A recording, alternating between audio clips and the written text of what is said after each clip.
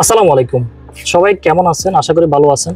গত কিছুদিন আগে আমি একটা ভিডিও পাবলিশ করেছিলাম যে স্পেনের ওপেন ইমিগ্রেশনের বিষয়, যেটা আপনাদের মধ্যে অনেক বেশি সাড়া তুলেছিল। তো অনেকে কমেন্ট করছেন যে আইন পাস হবে না, অনেকে বলছেন যে হবে।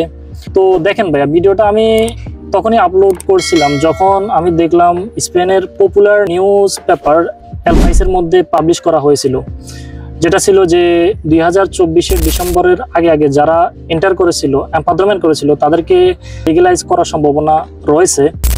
দ্বিতীয়ত, কিছুদিন পর এল পাইস নিউজ পেপার আরও একটা নিউজ পাবলিশ করেছিল ইমিগ্রেন্টদের ব্যাপারে, যে 2025-এর মার্চের আগে আগে যারা এমপাদ্রমেন্ট করেছে তাদেরকে লিগ্যালাইজ করা হবে। তো দেখেন, এটা 100-এর মধ্যে প্রায় 95% সম্ভাবনা ছিল।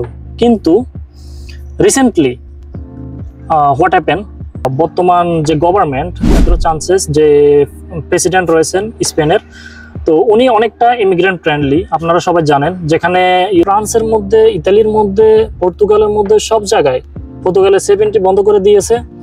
এখন 5 বছরের জায়গায় 10 বছর নিয়ে এসেছে। পাসপোর্ট গেইন করতে হলে আপনাকে ইতালি অ্যাসাইলাম অনেক কঠিন করে নিয়েছে, ফ্রান্স অ্যাসাইলাম অনেক বেশি কঠিন করে নিয়েছে। তো একমাত্র স্পেনই রয়েছে। কিন্তু প্রেসিডেন্ট অনেকটা ইমিগ্রেন্ট ফ্রেন্ডলি, ইউরোপের মধ্যে টোটালি অপোজিট। উনি চাচ্ছে যে আইনটা ফাঁস করার জন্য, ইমিগ্রেন্টদের লিগ্যালাইজ করার জন্য। কিন্তু এখন যে সমস্যাটা হয়েছে ওপেন ইমিগ্রেশনের বিষয়, তা হলো তার যে পার্টি রয়েছে তার মধ্যে অনেক ব্যক্তি করাপশনের শিকার, করাপশনের প্রমাণ পাওয়া গেছে, আগেও পাওয়া গেছিল অনেকবার।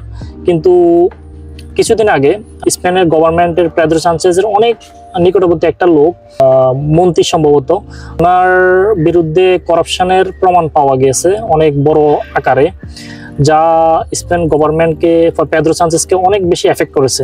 পাবলিক তার উপর অনেকটা ক্ষুব্ধ।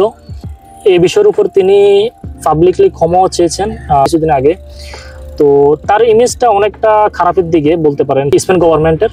তো স্পেন গভর্নমেন্ট চাচ্ছে যে ওপেন ইমিগ্রেশন চালু করার জন্য, কিন্তু এখন তার যে পপুলারিটি অনেকটা কমে গেছে। তো যার কারণে আমাদের যে ইমিগ্রেন্ট, তার উপরে প্রভাব পড়তে পারে।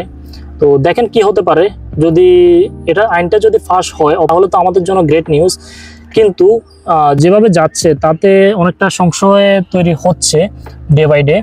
Anyway, let's see what going to happen, but let's hope positive, because only the option we have right now is Spain, and if it's closed Spain, and we can't survive anymore for the illegal immigrant.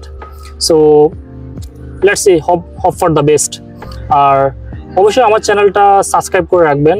আমার YouTube চ্যানেলও রয়েছে, আমার বায়োতে, আমার TikTok অথবা ফেসবুকের বায়োতে আমার ইউটিউবের link আছে। ইউটিউবে গিয়ে সাবস্ক্রাইব করুন এবং পাশে থাকুন। দেখা হবে পরবর্তী ভিডিও নিয়ে, আর আপনাদেরকে আপডেট জানাবো যদি কোনো আপডেট থাকে। আল্লাহ হাফেজ।